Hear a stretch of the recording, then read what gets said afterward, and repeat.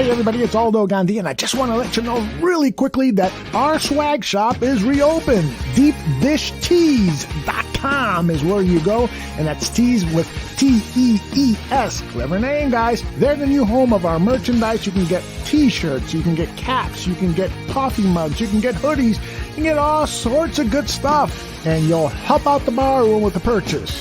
So head over to DeepDishTees.com.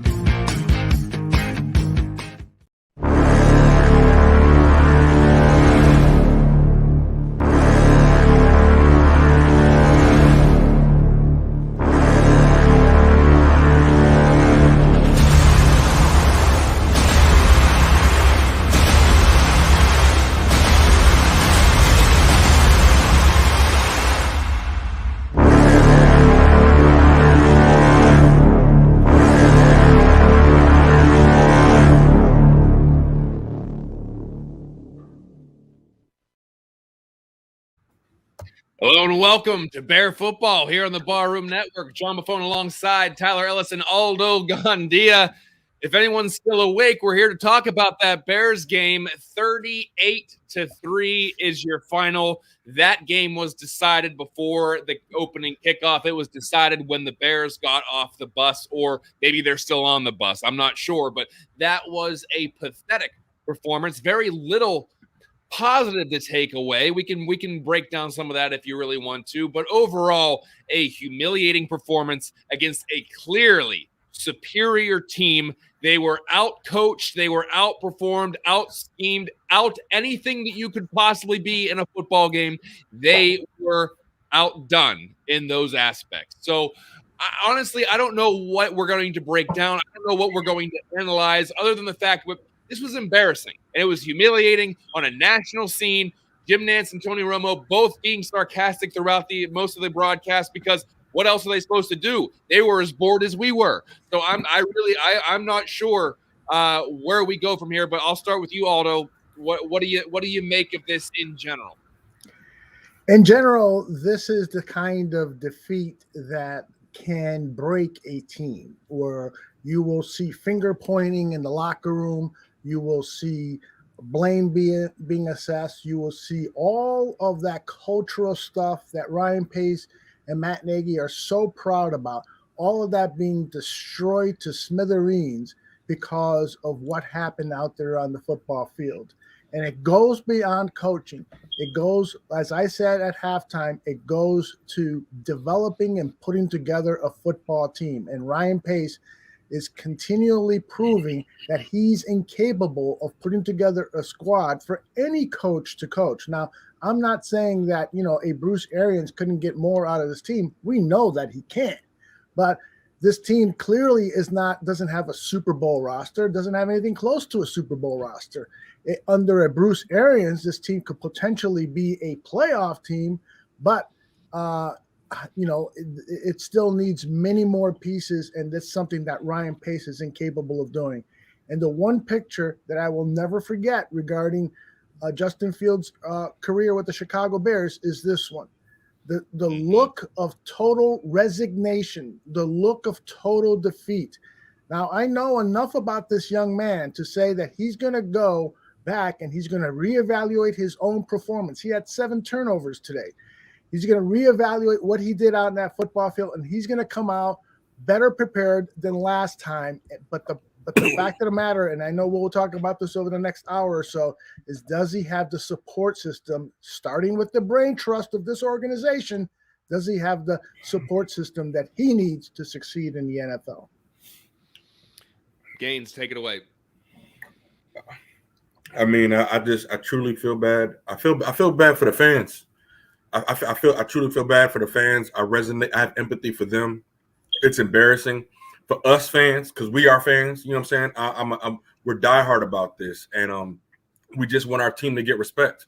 We want positive. There's so many negative things in the world, and people go through a lot of things in life, and they take these 3 hours out of their life, and they just want to kind of disconnect and kind of just we can all come together, and to have this product be on the field, and we're going to be told is one thing. It's the same offseason speech after every offseason speech that it's going to be this, it's going to be that. And at the end of the day, The only thing that I know is Allen Robinson can't throw the ball to himself. Allen Robinson on any other team is still a top 10 wide receiver in this league. I know that for a fact. It just makes sense. I mean, when Leonard Fournette was a free agent, Bears, a lot of people that I saw from Twitter, they didn't want him in Chicago. They said he was too old. All right, well, there you go. And so, like, at the end of the day, the right type of leadership gets the right thing out of his players. It's the role of the leadership to get your players to play above their physical capabilities. And that's what happens when you have a proper vision casted. This was embarrassing, John. We are 30th ranked. We are 30th in scoring. We haven't scored above 24 points this year so far. Okay. We were 1 for 9, I believe, on third down. Of course, we can give praises to Herbert, but guess what? They were playing a shell defense. They're playing a back shell zone defense, so we're giving the first 5 yards. He did make some bursts. I ain't gonna lie, like he did look swift and fine, but it's like they were giving that up. We didn't score a touchdown, guys. We didn't score a touchdown. We could talk about the players. Justin, I can look bigger than Justin Fields because I know he's a rookie. I know he's going to go through things, but at the same time, the team overall doesn't seem prepared. That's just overall to battle. It's the Buccaneers. What was it like of beating the champions? But it's the way we look, John. It's the way we look. What will Leonidas say? What would Leonidas say if this was his team? Leonidas took 300 of the 10 million Spartans and went to battle. You see what I'm saying? And like with this small group, I just don't see a positive short-term future with this coaching staff. I don't want to be negative. I'm trying to be transparent as a Bears fan. This is very disheartening, discouraging. And the thing about it is we're going to get one of my favorite words from you, John, is a bowl of word soup above. We're going to check the film and see where it's at. And Tony Romo was saying the players aren't going to like the film session and the players aren't going to. I'm like, but who's holding the coaches accountable? And because what if the players are doing everything that the coaches say? What if the players are running exactly what the coaches say? That's when you lose the room. That's when you lose the room. Like, your coach, I ran where you told me to run, but I wasn't open. Look, Gaines, they didn't run into Xerxes, but they ran into Tom Brady today, and he did about the same thing. It's embarrassing because last week I heard a bunch of fans saying, "Oh, you know what? That Aaron Rodgers I own you thing is going to light a fire under their ass, and they're going to come in and they're going to smack Tampa Bay in the mouth." They didn't. They were defeated before they even took the field today. At one point, the defense just looked like they wanted to get off the field. In fact, Bilal Nichols looked like he just punched that guy because he didn't want to play anymore. They were basically just saying, get us off the field, get us out of here. They wanted to get out of Tampa Bay. They want to leave that field as quickly as possible. They didn't want to be there today.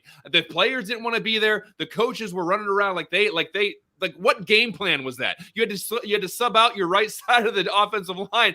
What, a quarter into the game, a half into the game? So what preparation actually went into it? What was the game plan? I want to know actually what the game plan was. And I'll tell you what an indictment on this team is. You look at the winless Lions and how they got into an absolute fist fight with the Rams today. Yeah, they lost, but they were winning in the third quarter. They went in there. They are a bad roster when it comes to talent, but they play for their head coach. They went in there in Los Angeles and gave the Rams all they could handle. And if you look at that roster compared to the Rams roster, you say, wow, those are two entirely different levels of talent. But the Lions actually play for their coach because they are inspired by their coach. I have never seen a less inspired team than under Matt Nagy. All we hear about is this methodical and the finding the whys. And the cliches have run their course, guys. The cliches don't carry you anymore. The cliches are great when you're winning. And whenever things are going your way, you can just regurgitate all that BS and people will just look past it because you're having success. But it's time to pay the piper. This can't keep going on this way. You look at there's fire Nagy chants at away games now. Did you see on the timeline where there are people chanting fire Nagy in Tampa Bay? Now they may be able to hear people from Chicago screaming it that loud, but still in Tampa Bay they're chanting fire Nagy. They can't get away with it. So at what point Is it Jim Nantz and Tony Romo making sarcastic comments about the game? Is it the fact that they can't go anywhere without hearing fire Nagy chants? Is it the fact that your offensive guru of a coach put up 3 points? When is it going to be enough? When is it going to hit that threshold where someone in the front office says, guys, this ain't it? The GM did not put together a Super Bowl roster. The coach cannot coach an offense like he said he could. At what point is it enough to say, we got to start from scratch? I want to know what it's actually going to take. 9 sacks in Cleveland wasn't enough. Having Aaron Rodgers tell you that he owns your franchise isn't enough. Having Tom Brady do whatever, getting pulled. We had to watch Blaine Gabbert play a football game today because the Bears can't even stay competitive. When is it actually going to be enough for the McCaskey family to say, this is not it? This will not work. How many times do I have to see that clip of Ted Phillips saying, we have the culture, we have the football guys? That was circulating out there today, where Ted Phillips is saying, besides the quarterback and winning, everything else is going great. I'm tired of that. And I said I'm not going to get myself too riled up because it's not worth it anymore. It's not worth me getting emotionally invested in this team anymore because they're never going to love me as much as I love them. But I can't take it that they just keep throwing out the same crap every week. It works against bad teams. They can beat bad teams. They can stay competitive against average teams. But when it's time to win a big football game to establish yourself, you get your ass kicked regularly. And that is what we have come to accept. The front office accepts it. The coaching staff accepts it. The players are starting to accept it. Mm-hmm. And as fans, we're going to have to be the last ones that accept it, I guess. We're the ones that are going to be kicking and screaming, saying, we don't want you to be average, but we can't make you change, apparently. That's it, John. You accept it. You have accepted this culture. You have accepted the status quo for the last 40 years. You have said, that's good enough. You know what? 8-8, 9-8 would be great. Wow, a winning record. 8-8, not 8-9, great. Okay. That's it. We're at the point where it's just like, if you don't care anymore, I don't care anymore. Do what you got to do. Yeah, I wish I could disagree with you, but I can't. But let's see what Justin Fields has to say. He's at the podium.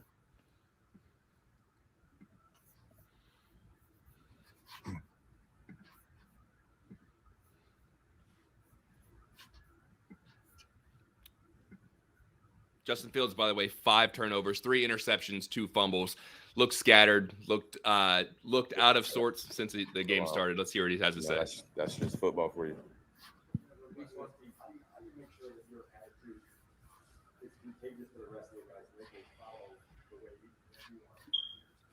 I don't think I have to do anything. I don't think I have to tell them. I think, I just have to put it out there and I have to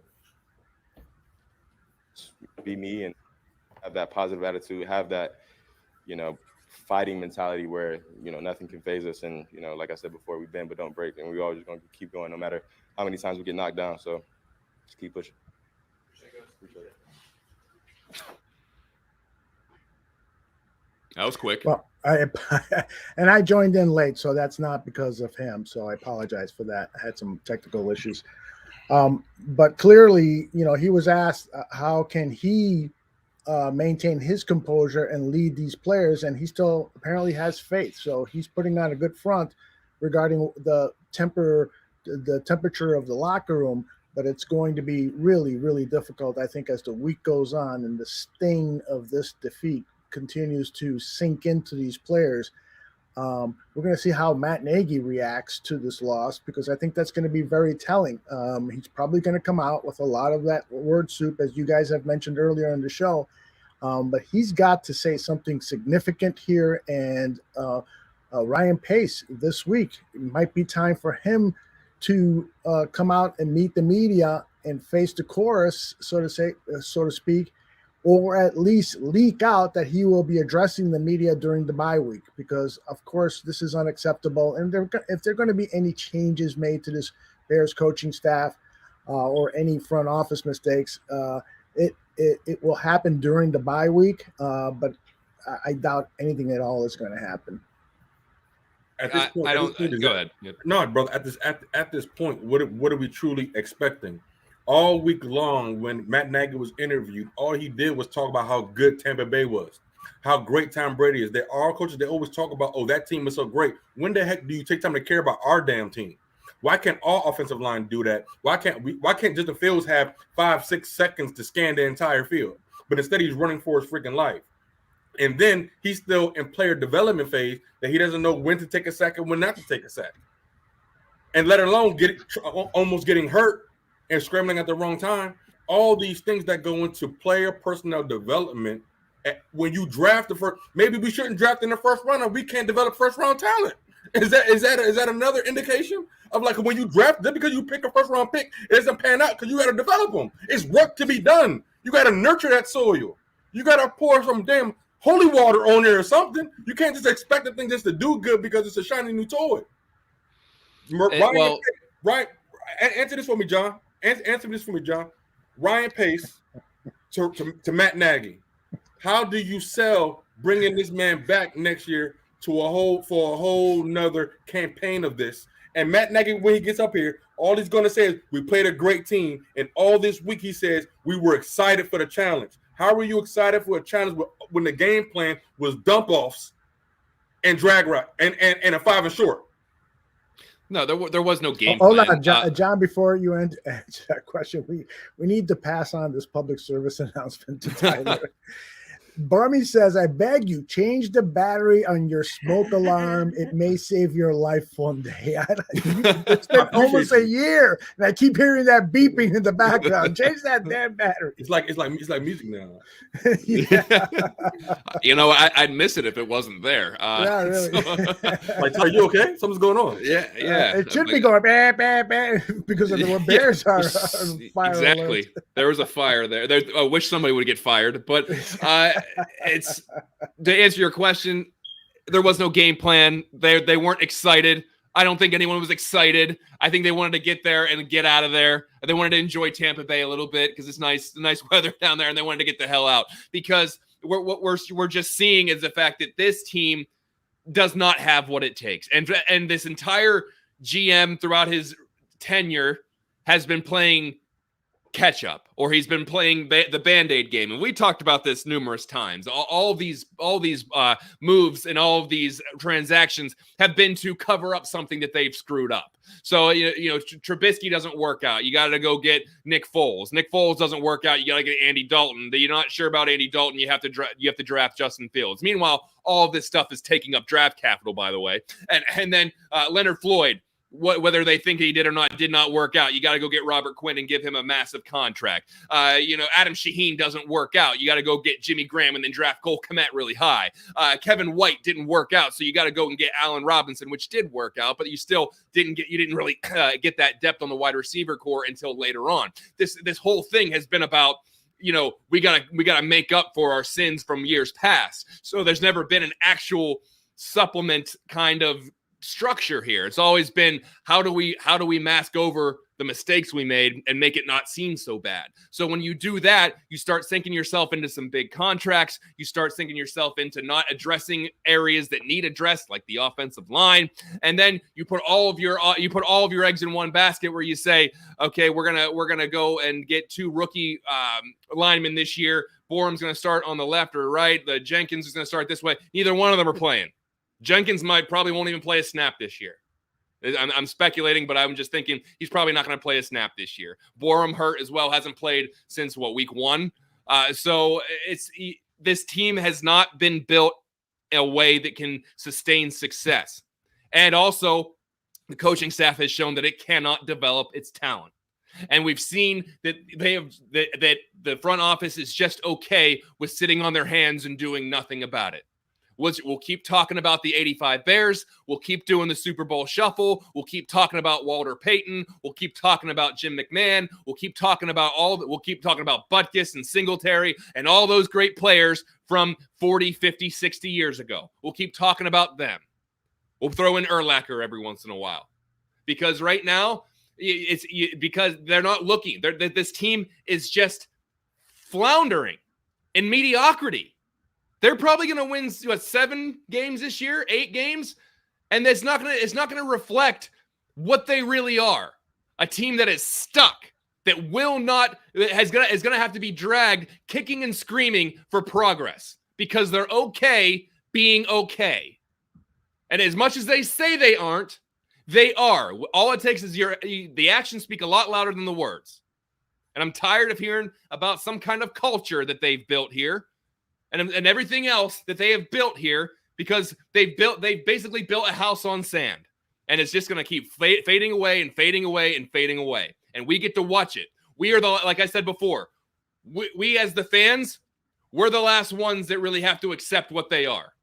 But I think they have already accepted what they are. And I want to know what the excuse is for Matt Nagy today. I want to know where all this blame is going to be put on. I want to know what happened. I want to know how he spins this, because I'm sure they're going to have to look at the tape. I'm sure they had a good week of practice, or I'm sure he's going to blame the COVID protocol, where we had a lot of things different this week and we had guys out with COVID and it really threw off our routine, it threw off our momentum, or whatever the hell he wants to say. There's going to be something that is going to be the excuse of why they didn't perform. John, Aldo, something we have. I'm sorry, we have somebody up at the podium now. Matt Nagy. Report with injury, so that's something of good. The game, being able to come out and start the way we did, and not start as good as we need to, and go 3 and out, and have the punt return, and then for them to score. You get behind versus a team like this, and have the turnovers that we had, it makes it difficult. So this is something that we got to be able to rebound from, and understand and learn from in a lot of different ways. When are you going to be done learning? Not being efficient on 3rd down, and having those sack fumbles, and when you give Tom Brady in that offense, when they start inside the 40, whatever it was, 4 or 5 or 6 times, that's a lot, and it's advantage them, and they're going to make you pay for it, and that's ultimately what happens. So that's how great are they, Matt? Keep telling us how great Tampa is, and see. But we just, I think right, he's already throwing Justin Fields under the bus, giving them the ball early on and letting them get 21-0 lead hurt. So.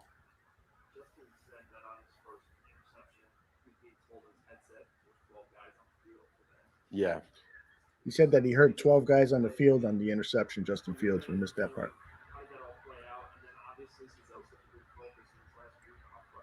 If you're asking for clarification. Yeah, no, it's not frustrating. Here's what happens is as these young quarterbacks go through this development, there's situations like this that can happen. And, we have techniques within our system to be able to try to take advantage.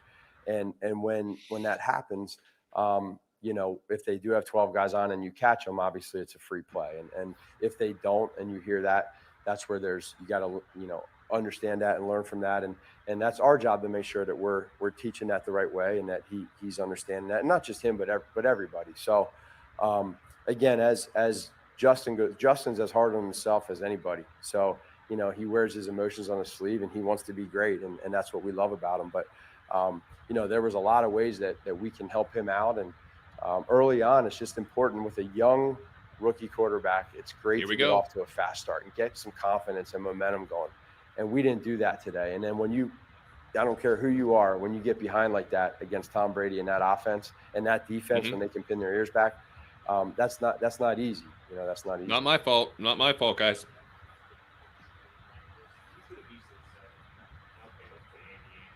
Right. Well, again, for him to be able to, well, first of all, the first half for us as an offense, we know we wanted a lot more. So every rep and every play we can get, we want. And again, I think the message for us too, coming out that second half was to show, say, hey man, this is about some pride too. When you're down that much, this comes down to pride. And that's where our defense got those 2 stops where they could have easily stop and just say, go ahead and score. And they didn't twice. For our they punched the guy in the face same instead. Thing. Let's go ahead and finish this thing and try to get some points. And so that's where, we're able to really evaluate that and see it, and it's something that it didn't even cross my mind, to go the other way.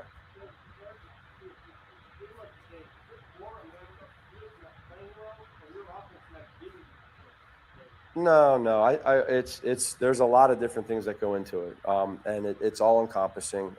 Just like when we do well and you score a lot of points and you get a lot of yards, it's not because of one person, So when we go back and watch the tape, we're able to really detail, Mark, to be able to see, okay, what happened here? Did someone get beat one-on-one? Was it a poor play call? And then from the quarterback's perspective, what kind of decision making was it? And so you balance that, and you see really where they're all at. And when you go through what we're going through right now with trying to get through and go, you have your identity, what you want to build off of that. And then also, going into it, what you're facing with your opponent, who's different every week. You got to be able to adapt. About? We just got so behind early. What are you saying? It forced us somewhat into one-dimensional. We have a different opponent every week. Thanks, Matt. Yeah, well, there was a few, but again, that's that's not the only thing. But I think that was a part of it at times, but that's not to blame. That's just to say, hey, that's a part of what happened. And,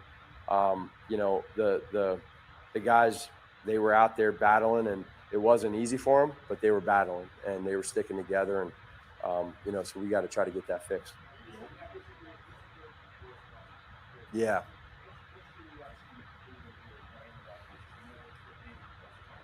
Yeah, no, without a doubt. I agree. It was a tough one. And because I just know who our guys are, and you go into this game and you're facing a pretty good team, pretty good football team on the road, and a great quarterback.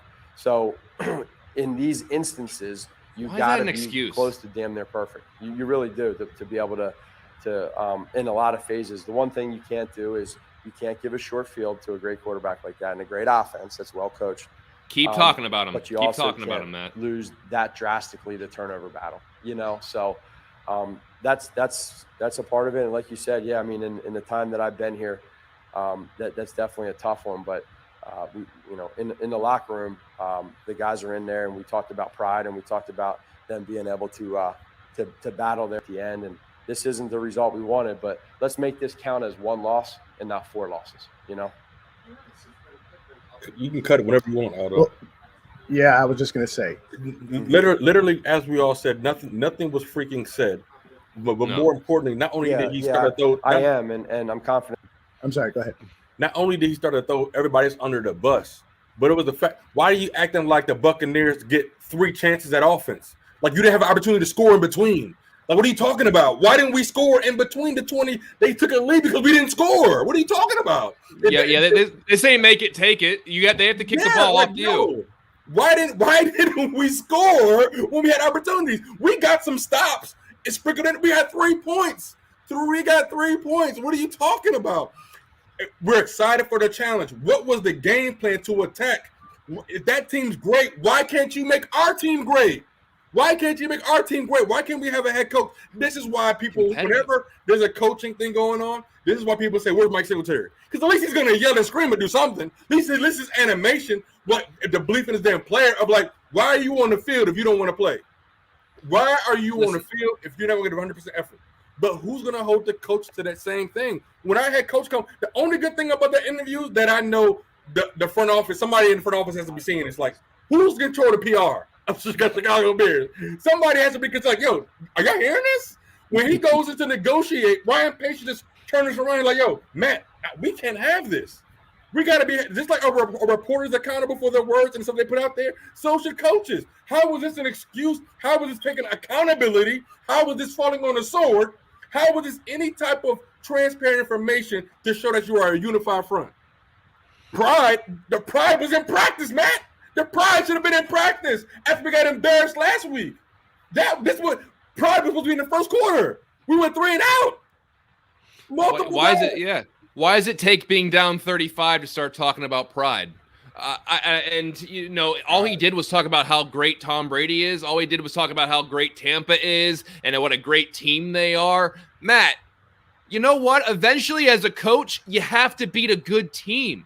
You just can't keep talking about how great your opponent is and be like, You guys can't expect me to win that game. Look how good Tampa is. Whoa, you can't expect us to compete with them. No, I expect you to at least compete. What learning experience? If I hear about another learning experience, guys, we are in year 4 of Matt Nagy. Wow. There are no more growing pains for Matt Nagy as a head coach. There are no more learning experiences that you can have as a head coach. You better have it figured out by now. And if you don't, you're probably never going to have it figured out.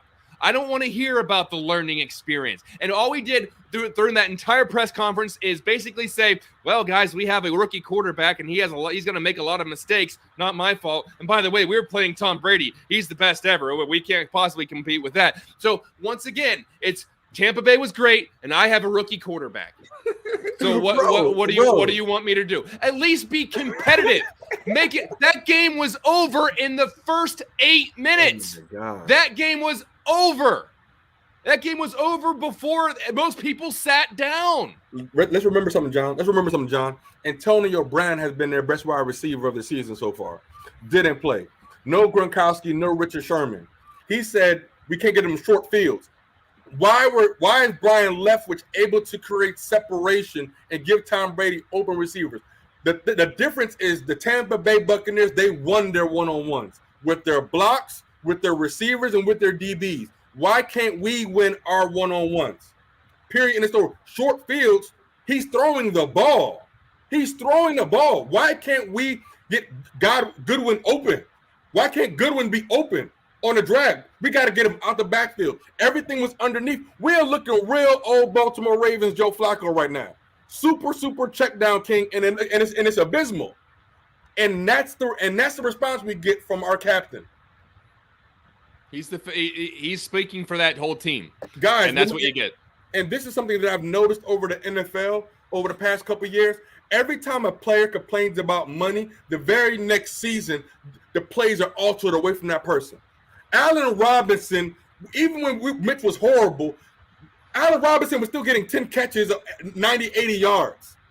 All of a sudden, Allen Robinson wants money, wants a deal, and he does not get the ball? What do you mean? How many targets did Allen Robinson get today? I mean, I think I counted 4. And that may be two more than I thought.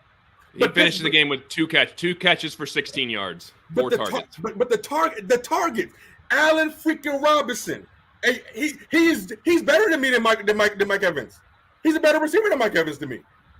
He's been that. We're talking about 1,000-yard receiver year after year after year after year. All of a sudden, we go away from him. Mitch, if Mitch could do one thing, he could throw to Allen Robinson.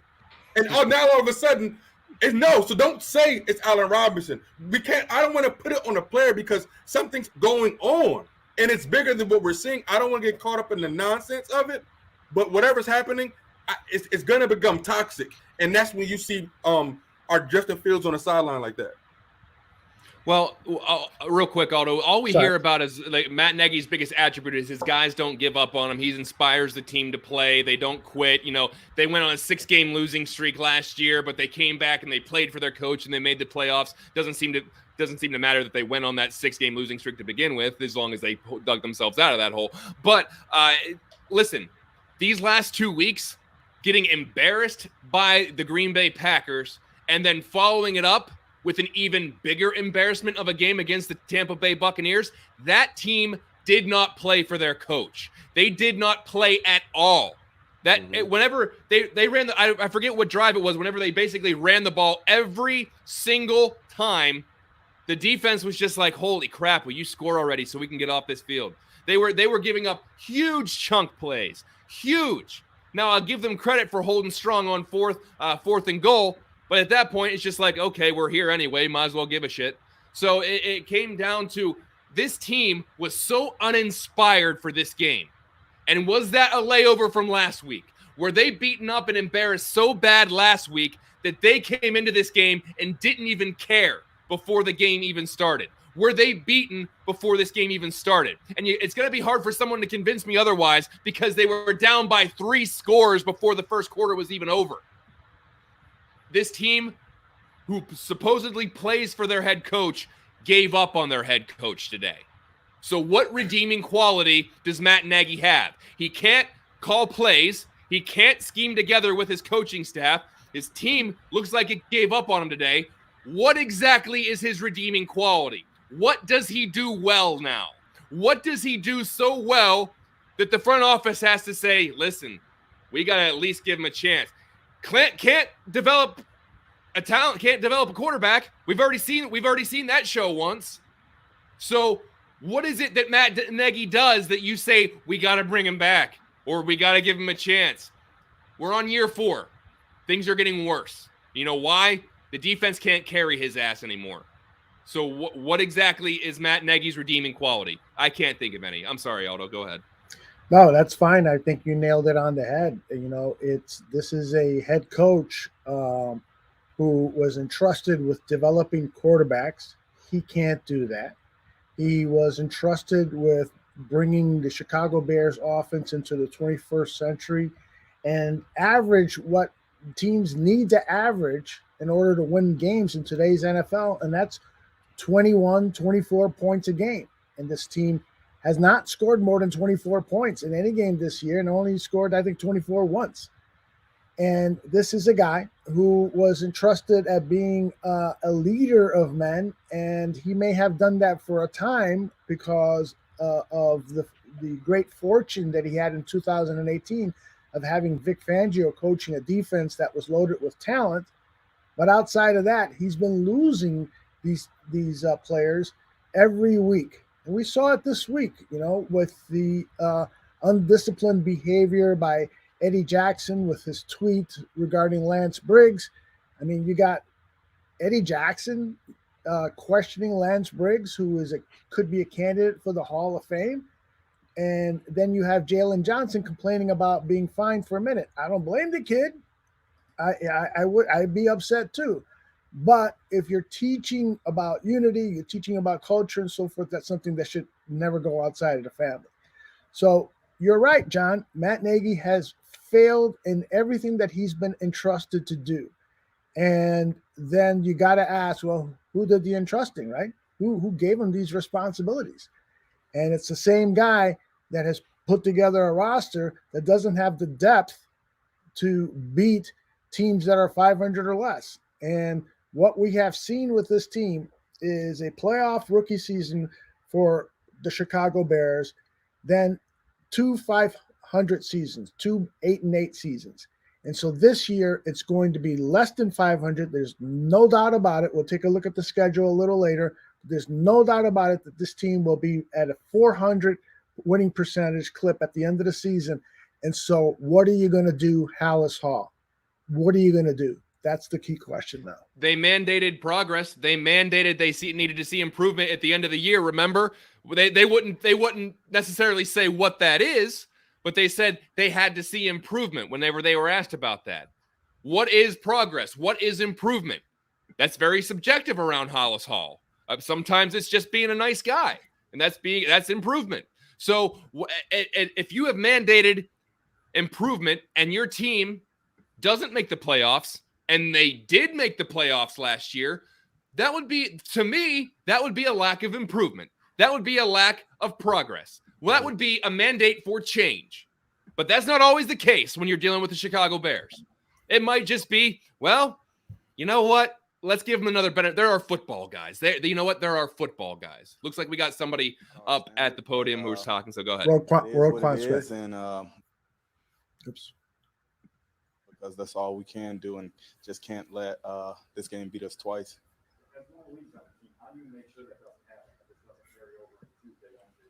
How do you make sure it doesn't just carry about over? sticking together and just flushing it and knowing that It did carry over. Sunday. This was this Sunday, but that's not carrying us over into next Sunday. So just about What about flushing last it Sunday? and just growing from it, learning from our mistakes, and then just getting better.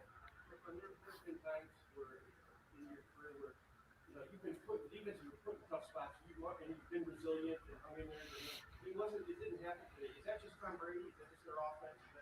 Is that the explanation why maybe you couldn't fuck up? It's a good question, but you're not going to get a good answer. No, I think that's solely us. No one man or Okay, anything like that's a good that. answer. It's based on us. It's our job to do our job. So that's what we got to do, and we just got to continue to look ourselves in the mirror and just continue to grow from it and just get better. Any particular reason what went wrong this time then, as opposed to, other times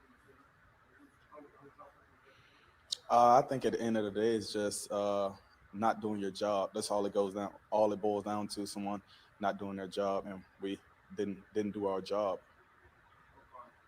the leader on this team, knows on the other side of the ball, but both Justin Fields aside, what do you saving things about the Boston? Like it's fresh for sure, but no, it's not about making a guy feel down. I'm sure he's hitting a lot of stuff, whatever the case may be. But the thing is, we just got to grow from it and just keep going. And I'm sure he knows the same thing. It's just about getting better and growing from the mistakes in this game.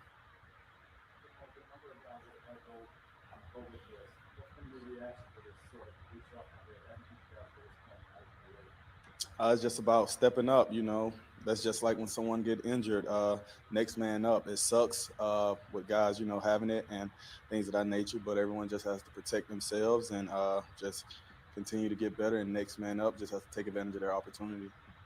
That's Roquan Smith facing the media, and people are saying that he's courageous to do so. You know what? I think this guy is a class act, and we've been critical on this show regarding Ryan Pace, but he made a good pick there, although it was pretty much a no-brainer. It was either Quentin Nelson or Roquan Smith with that 8th pick of that draft. But nonetheless, I'm not gonna pee on Ryan Pace's selection of Roquan Smith. That guy is a good guy, good, smart player, an incredible athletic linebacker, and the fact, as people have pointed out in the chat room, that he was left off the top 100 players in the NFL by his peers is a sin that I hopefully will be corrected at the end of the season when they do the next poll.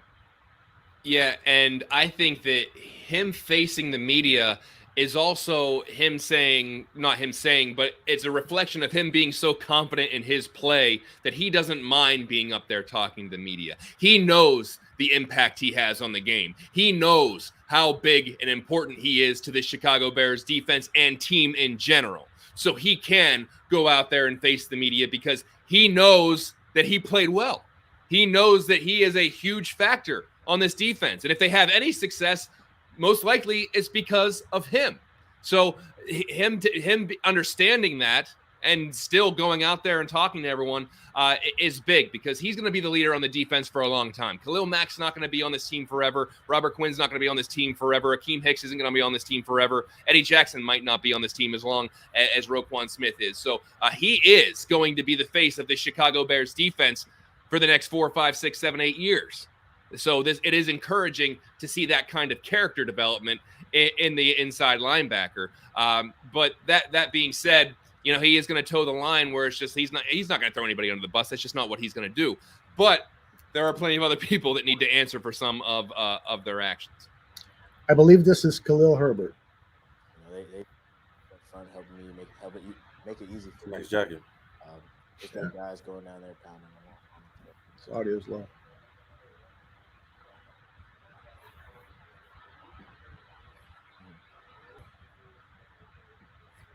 Just a no quit, no fight. I've been in games like this, so I'm talking to him on the sideline, just seeing where his head's at. But same mentality going into the huddle, trying to put the drive together, go down and score, get some points. So. Sounds like a leader. He's talking to his quarterback and cheering him, trying to encourage him.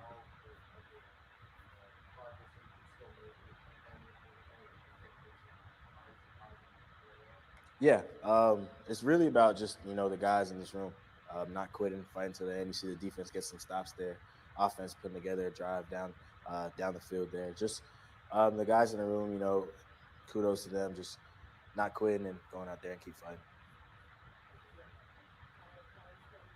All right, guys. I will say this. Depending on if there is a change in GM or a change in head coach or whatever, a duo of David Montgomery and Khalil Herbert could be the building block for this team to kind of, and I never thought I'd say this, build their team like the Cleveland Browns, where they have a great offensive line and two beasts in the backfield where they can basically pound the rock the entire game, and then they have a quarterback who is a playmaker when he needs to be, and Justin Fields can be that. In fact, I think he could probably be better than Baker Mayfield. So to be able to have those two horses in the backfield, in a perfect world, Larry Borum and Jenkins turn out to be something, and then you put a little more investment into the offensive line, then you can establish your identity. Now, whether that's going to be with Matt Nagy and Ryan Pace, I doubt it. They have their vision on how they want to build a franchise. They have their vision on how they want to scheme up an offense, and that is what it is. But they have the building blocks to put together a Chicago Bears offense, a Chicago Bears football team that bullies other teams, that beats up other teams. You see Khalil Herbert run, very decisive, very quick, great vision, will run you over. David Montgomery, that times 2.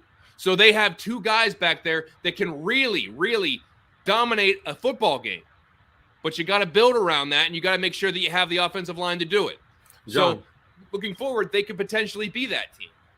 But I just feel like we can't wait until the third quarter. We're down by 21 points to throw our first post route. We didn't connect our first post route over 10 yards until the third quarter. And so it's just like simple, like you said, game plan. We can run the ball, and that's great and everything. But at the end of the day, I saw Tom Brady overthrow 3 to 4 touchdown plays that should have been caught. This game should have been a lot. We got a good stop, whatever, if you want to call it a good stop for pride, whatever. But Tampa could have scored 3 more touchdowns. The fact that, but I didn't see those options for Justin. I didn't see that option that Justin had a 50-50 ball. The one that Hostler that was like overthrown, whatever. He jumped too early. But like Tom Brady had multiple, that was almost a touchdown play. We don't have those plays. I'm like, can we get a first down? Can we get a first down? Can we get 3? We didn't have 3 catches back to back again. Once again, we didn't have 2 consecutive first downs. Once again, we can't methodically move down the field. At what point does the philosophy become reality? And that's where I'm at with it. No, to your point, Tyler, the leading receiver today was Cole Kmet with 5 catches for 45 yards. You want to know who had the second most receptions today? Khalil Herbert, 5 catches, 33 yards. And one of them was a mistake. Yeah, so the leading actual receiver, like who plays the wide receiver position, Darnell Mooney, 2 catches, 39 yards. Marquise Goodwin, 2 catches, 16 yards. Allen Robinson, 2 catches, 16 yards. What is that? What like seriously, step back real quick. Allen Robinson, he doesn't drop the ball. He was on the top 100 last year. What? How is that feasible? I give him respect for not going off. I mean, we seen Terrell Owens, Randy Moss, and we seen other wide receiver divas go off on the sideline. I give credit to my man Allen Robinson and the Allen Robinson Within Reach Foundation because all the stuff they do great in the Chicago community. Shout out to my man Badge of Honor for that on the Barfly Tailgate Show. But I give my man Allen Robinson great composure because he should be going off. And then contract on get paid. He's also he's a great guy, so I wouldn't expect him to do that anyway. Right. He's trying to get paid. And so my thing is, John, do the Bears do this so they can say, yeah, we're not going to pay you because your numbers are low. And so somebody else will. Yeah, of course. So I've seen it. So we're gonna lose Allen Robinson because they're gonna try to lowball him. You see what I'm saying? And on top of that, he's on the franchise tag. Why would you not utilize him? It just doesn't make sense how we're piss pouring management of our money, of our assets. To the fact that you have a rookie QB. Tyler, excuse me for interrupting, but there were opportunities for A-Rob there that Justin just didn't connect. There was that long, deep pass down the right sideline that he overthrew and was intercepted. I mean, he had Allen Robinson there for a big connection. There was the 4th down and 4 play where I thought Fields left the pocket a little too early, but nonetheless, as he left the pocket, he has stopped. Justin, because he's been battered around so much, he has stopped looking downfield whenever he's pressed out of the pocket, and now he's thinking about running right away. Why is that? Because he's been banged around a lot. But if you look at that play from the end zone camera that the broadcast team put up, if he would have looked upfield, A-Rob was going downfield wide open. All he had to do was loft one to him. So I hear what you're saying, Tyler, and I agree with a lot of it. But there's also just that fact.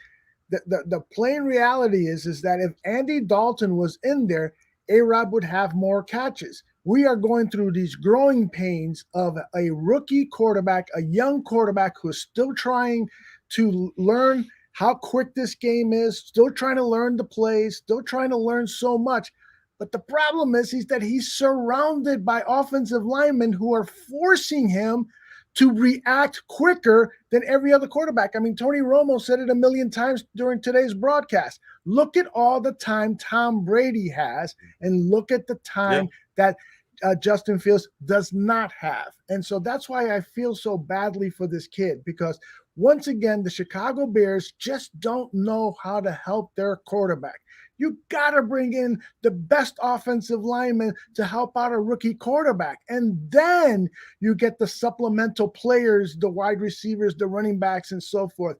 But if you don't have an offensive line for a young quarterback, you can destroy that kid. We've seen it happen in NFL history over and over again. Amen.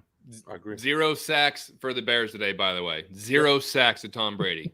Which is another thing to consider. I know Robert Quinn didn't play, and Khalil Mack might be banged up, but 0, absolute nada. A team that was leading the league in sacks, 0 against Tom Brady, and so no, I mean it was. I mean we're going to talk about the offense's futility because that deserves most of the attention. Scoring 3 points is bad. But the defense did have a lot of short fields that they had to manage off of some turnovers. But even then, not getting home to Tom Brady, you're going to let him go. I'm not going to try to sound too much like Matt Nagy here, where I'm just talking about how great Tom Brady is. But he did able, and Robert killed it right there. Had quick options. And Fields did not have as many safety valves. Literally what I was going to say. So good job, Robert. So this, going back to what you were saying, Tyler, it comes down to, Justin Fields, we knew was going to have some of these rookie mistakes. They're not scheming and helping him out either. They're not doing anything to help him. They're not bringing in more protection. They're not scheming out some safety valves. They're not doing anything to help him. You know why? Because I don't think they're capable of making adjustments. I think that this offense is going to look the same, whether it's Mitch Trubisky, whether it's Nick Foles, whether it's Andy Dalton, whether it's Justin Fields. Now, you might see some more production out of some of those guys just because maybe they fit into that system a little bit better. But I just think they run the same damn thing all the time. And it doesn't matter if Justin Fields is more athletic than Nick Foles. Doesn't matter if Andy Dalton can scan a defense a little better than Justin Fields. Doesn't matter. They're going to say, hey, guess what? This is the offense we're running. Go do it. That's exactly. And then you're gonna chalk it up to rookie mistakes, but you're sure as hell not helping them either. But no, John, you're on point though. We're calling it rookie mistakes because that's what it has to be, right? It has to be the rookie mistakes. It has to be that because he's making some rookie mistakes because he's taking sacks at the wrong time. He's taking sacks at the wrong time. He's not throwing the ball away. So it's those kind of things from a control the game aspect that he has to grow up on. But in terms of if Mr. Trubisky wasn't athletic, Mr. Trubisky would have been sacked 1,000 more times also. Mr. Trubisky at 1 year was third quarterback in rushing last year, one of those years behind Cam and the boys. And so, but our quarterback always gets the hit. But we are now mature Bears fans at this point to realize it is the lackluster of the there's no evolution of the system. We were here year one, and then we said year 2 was going to get faster. Guys are moving faster. Guys don't got to think. They know where they got to go. Like, what are you talking? Where's all that crap? Like, what are you talking about? Guys don't got to think where to go. Like, but at the same time, it's in practice. Allen Robinson's open. I don't like a rookie quarterback tight end. Cole Kmet caught 3 passes at the very end of the game when they called timeout. So it was like, how many of the receptions were actually like valid receptions? When a young quarterback should have like a safety valve, a hot route. It should have a hot route in every play. They blitz Justin has to get better with his pocket awareness because they did blitz from safety position on the blind side. All these other things, I feel like I won't blame this one entity. It is a collection, but I feel like the coaching staff should be held in bigger responsibility because there should be something already in place for Justin to step into. The reason why I'm getting even more high on Leftwich, if he was to leave Tampa Bay, is Justin Leftwich is bringing a system here, and he also teach thought process. Brian Leftwich is with Tom Brady. He's with these guys, and they're talking through these things, not the head coach. So that shows organizational skills on being able to communicate what we're trying to get across. How many the Buccaneers had 18 first downs? They communicated, how are we going to move the chains? How are we going to put this drive together, guys? And they're doing it. And so that's what we need here is somebody say, okay, this is how we're going to move the chains. This is not chess match. We're not going to guess it. We're going to throw here. We're going to go throw here. And they got to try to stop us. That's what I want my head coach to say. Not that we're excited for the challenge. We're going to do this, and I dare them stop us. Yeah, I want to. This is a 3-second video here that the NFL posted on Twitter. But I think all of us see this and seeing Justin Fields and Tom Brady together. All of us are just hoping that this young man, Justin Fields, can accomplish half, a quarter of the things that Brady has done in his career. And I still hold out hope that despite the poor situation this young man has been put into, that he's going to bounce back. I mean, when Brady took over for Drew Bledsoe, what was that, 50, 60 years ago?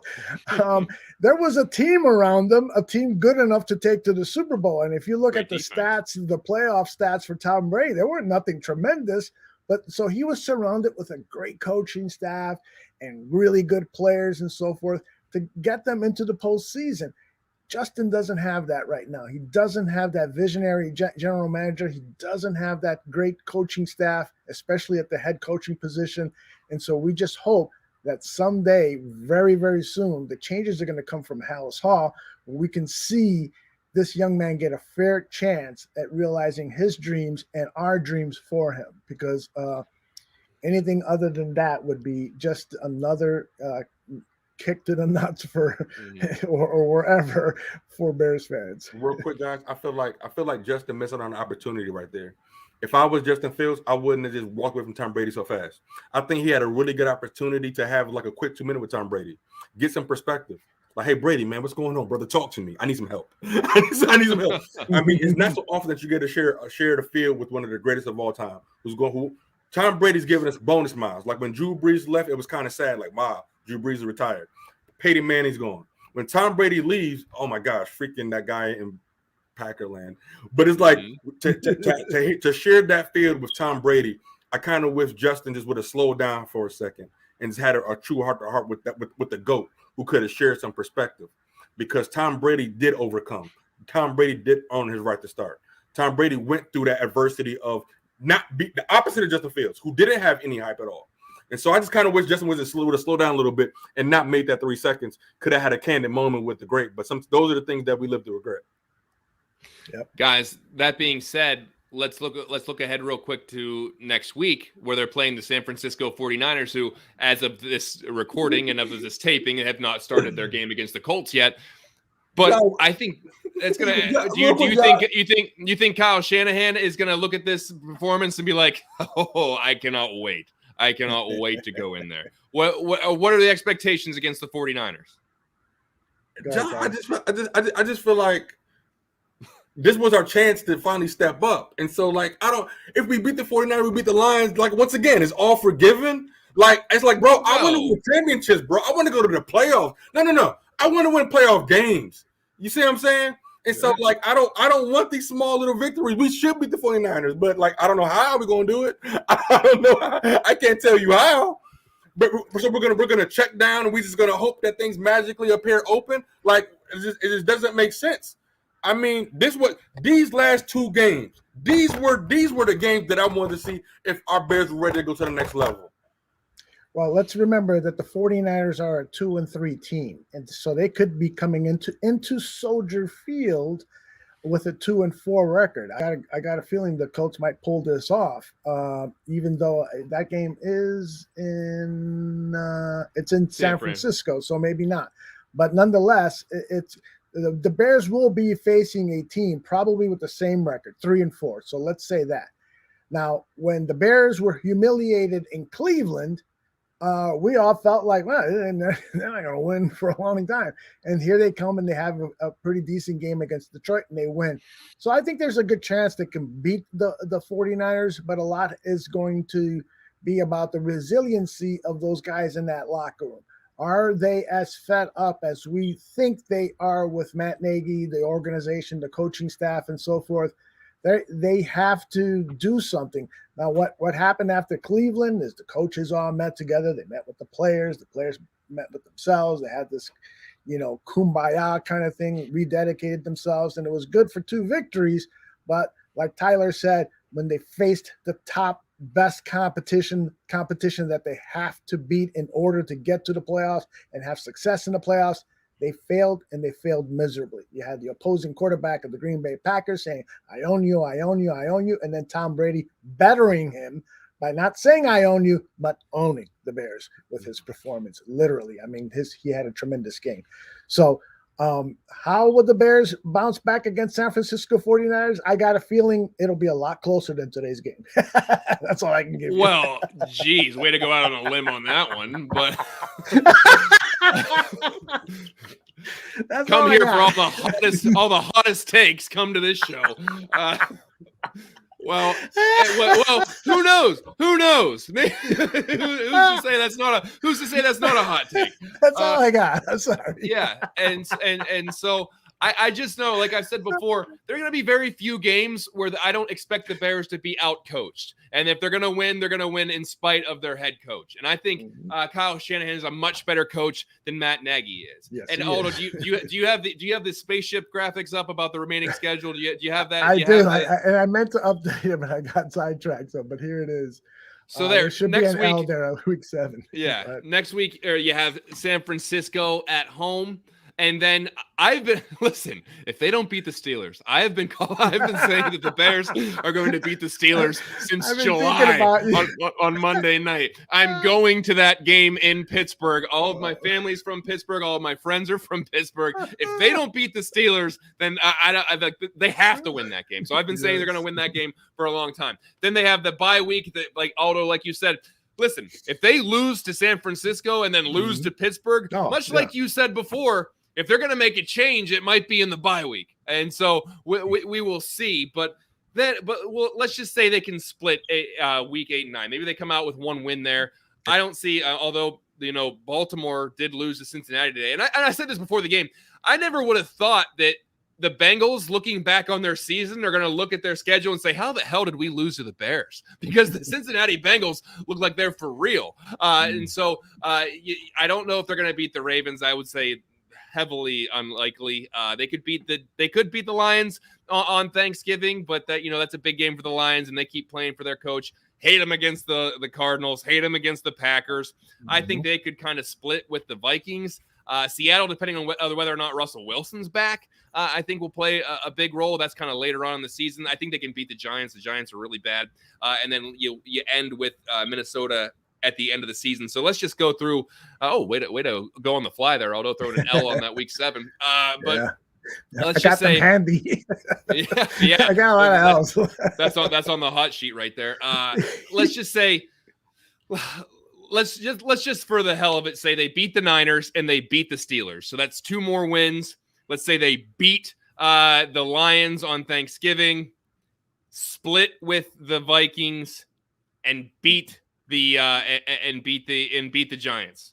What is that? They won't beat Green Bay and Green Bay. That's for sure. Go ahead. Yeah. No. So that's what I'm giving them. I'm giving them 6 wins. Is that what? Did I really do that? 1, 2, 3, yes, you did. 4, 5. I'll give them 5 more best case scenario, and that gives them 8 wins, and that makes them 8 and 9. Yep. So sounds about right. And that's what I'm talking about. Does that not just encapsulate the culture of the Chicago Chicago Bears? That's what I'm talking about, John. But that's best case scenario. Maybe you flirt with 500. That's it. But guess what? We can't be 500 anymore because they changed the rules, and Right. now we got to be one or the other. And so, but you know what? Maybe this is what we need. Maybe this is what we need. I know it's painful, Bears Nation, but you know what? Ayo, it's the light is green on the other side because Nagy ain't gonna be here forever. He can't. Like at some point, I'm gonna file a grievance against with the NFL. I will file it. I'm gonna file something. I'm gonna find something to do because it's not right. It's not right. And I'm telling you, I believe we have some good players. I truly believe we have some good talent on this team. We're gonna waste it. We're gonna waste it. Yeah, that is being wasted. We have some young core. I mean, the Darnell Mooney's, Herbert now, and I would love to see something really invest into our offensive line. If we just got something to really invest in, but I just don't want to give this guy another chance at a draft pick. I don't want to give this guy another chance at a draft. Well, we don't have a first rounder this year, so that works out. We don't have a first rounder next year anyway. I mean, do we deserve it? Do we deserve it? Who's going to develop that guy? I mean, I'm really curious to see who are the coaches, who's available. I really want to see who's available. I want to see that list later on in the year. But tomorrow's topic on Good Morning Football is Matt Nagy on the hot seat. Should he be on the hot seat? Is the take the players? No, is Matt Nagy on the hot? The players are going to take responsibility. The players are going to blame themselves. I'm telling you right now, for the Bears debate show, that's going to be question number one. How hot is that hot seat that Matt Nagy is sitting on right now? So you guys can start thinking about some clever responses to that. Well, I'm not going to go off right now, but it's more along the lines of how hot should it be and how hot is it actually? And so that's good. That's even a better question. That's very well put. Yes. So, but that is what it is. As I just see, San Francisco scored they just drove down the field and scored on the Colts. So that's great indication of what they're going to do to the Bears. Hey, a quick question for you guys: how many of these are we going to need in that bye week? Man. They should be buying stock in Mayflower if they have the ability to. I mean, that's the same company that moved the Colts out of Baltimore. I think whenever they went out of the darkness of night, where they packed the whole team up in a Mayflower truck. Trust me, if they want to increase season ticket holders, they would televise the moving of the Pace and Nagy folks out of Hallis. Yeah. Oh, gosh. Well, guys, I don't know. I think we kind of hit on possibly everything we could possibly hit on with this game without, like I said, we have to laugh so we don't cry, and I laugh so I don't get the veins don't pop out of my neck too bad. I'm trying to cut down on that a little bit. I'm trying to center myself a little bit more with this team and accept those things that I cannot change. It's called serenity. So I'm trying to work on that just a little bit. But let's just go around the horn with some final thoughts. Aldo, we'll go ahead and start with you today. Well, I just, we've been laughing a lot here the last 15, 20 minutes because it's just to disguise the pain that we're all going through.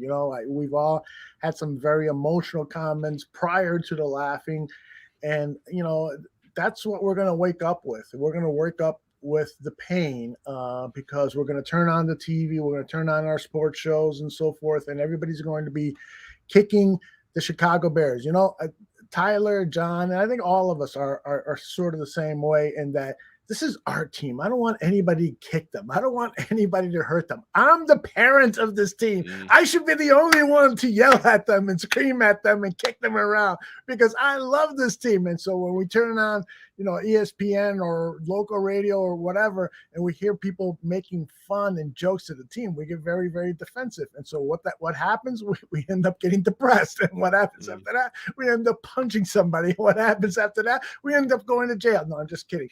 But and so that's where I'm at personally. I think a lot of us are feeling the same way. We just don't want to go through this pain anymore. And please give us something to be proud of. And we're going to be, talking about that all week on the Bear Debate, on the 12 other shows that we have on the network dedicated to the Chicago Bears, including Greg Gabriel tomorrow morning. So bear with us. We'll get through this together. And I'm not promising any miracles, but at least we'll all be able to lament together what is going on. Tyler, it's all yours, brother.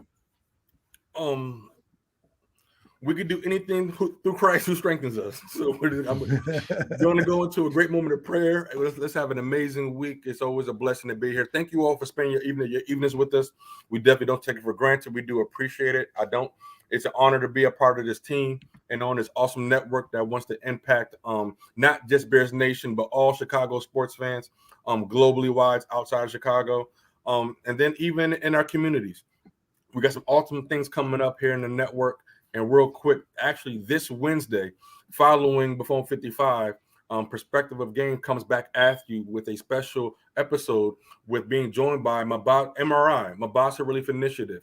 It is a one of the programs that my father helped co-found back in the early 90s. And as I prepare to go back to Mombasa, Africa this coming March, right now we are getting ready to ship over about 40, 60 computers as we have rebuilt 3 new classrooms for students over there. And there's awesome giveaways and fundraisers that you guys can take a part of. As the organization is self-funded, but we want everybody to feel like they can be a part of it. So come join us live this Wednesday. We'll be live, and we'll have some board members being able to answer some questions, give some perspective, because we have young girls being able to go to high school. We have young guys being able to get access to leadership development, and we're actually personally overseeing a feeding program, helping over 4,000 kids get a meal each day. And it's things like that that I'm truly, truly, honestly excited about, because it's that man right there, my father, Amos Ellis, him and his brothers from University of Illinois. There's actually the co-founders are in Chicago, and so some of you all may have saw them out there in Lake Michigan at some point in time. And so it's really about kids. We're bringing education, healthcare, and just economical resources to the children of Mombasa. And so it's something that I had the privilege to be a part of this last March, and I will for the rest of my life. And just trying to follow my father's footsteps. And it's so funny because we can joke about things here in America, but like, the average adult in Mombasa makes $6 a day US, and they got to take care of a family with that. And but these are some of the most joyful kids I've ever seen. Like, they're actually in prayer. They're actually saying God is going to take care of us. It's going to be okay. And I felt so like, wow, I feel like a selfish American when I hear these kids talking about how grateful they were. And so that's why for us at the Barroom Network, it's about giving back as anything else. Along with that, you can definitely visit freedomgains.us, because not just from sports nutrition to skincare and cosmetics, 80% of the profit from my own business does go to help sponsor these kids. Me and my family, we have sponsored over 9 children ourselves. About $150 take care of a kid's tuition and food for the entire year. So if you want to get your protein on, if you want to get slim and trim, okay, John will tell you summer 2022 starts right now. Okay, you don't slow down in the wintertime. Okay, so if you want to get your lean muscle, if you want to get your amino acids, check out freedomgains.com. You can register, and we get some other promos coming up. Besides that, shout out to everybody on the Barroom Network. I appreciate all the co-hosts and everybody that comes together to make this thing happen. Bear down, and I love you all. Well, that really puts in perspective everything else as well, that we should not get too beat down over a football game. Don't allow this to impact your mental health too bad, because it's something that we as fans cannot control. I know I myself get way too emotionally involved in the Chicago Bears sometimes, and it can sometimes put me in a bad mood for until the next Sunday. But you got to take a step back and realize to have the wisdom to understand the things that you can control and things that you cannot control. But that being said, I do agree with a lot of what Aldo was saying. It's to a point now where I'm tired regarding the Chicago Bears, tired of getting text messages from my friends saying, how can you watch this team? I'm tired of the national media making fun of the Chicago Bears, making fun of Matt Nagy. I'm tired of watching games on CBS where Jim Nantz and Tony Romo are being sarcastic. And I have a lot of respect for those guys, but to the point, they were just trying to be entertaining at that point because the game was so miserable. So they have to make, snide comments and sarcastic comments because they have to find a way to be entertaining, because the Chicago Bears can't put on an entertaining product on the football field. So I hope that massive changes are coming to this organization. I hope that somebody finally gets kicked in the ass and says, you know what? The status quo ain't enough anymore. So I hope that something good is coming our way, because we have been filling up our karma for long enough that something good needs to be coming our way. I hope. And that's all we can do as fans. But like Tyler said, whether this is your first time or 50th time listening to this show, we greatly appreciate you tuning in, whether you're listening to the live version, the podcast version, the video version, the audio version. We appreciate each and every one of you sharing this time. I know it ain't easy in this time of being a Bears fan to talk about the Bears after something like that. So if you are listening to this, we greatly appreciate you. But that will do it for Bear football this week. For Aldo Gandia and Tyler Ellis, I'm John Buffone. We'll see you next time, everybody. Bear down. Bear down.